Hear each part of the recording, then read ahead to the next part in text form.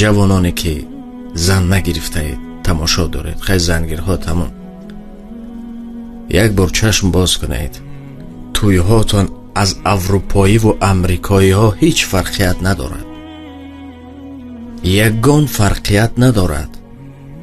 من آشکارا نمیگویم، هر آنچه عیان از حاجت به بیان نیست، و مانند فیلم ماشین ها دو دو دو دو دو، یگان چیز ملی نمیبینم، یگان چیز ملی. جوانان آیسته آیسته میگذرد، آیسته آیسته به نهایت دور میشویم. اینها از ما نبود، کجا شدن آشناهارها؟ صبح همه تویمون امریکایی و اروپایی شد.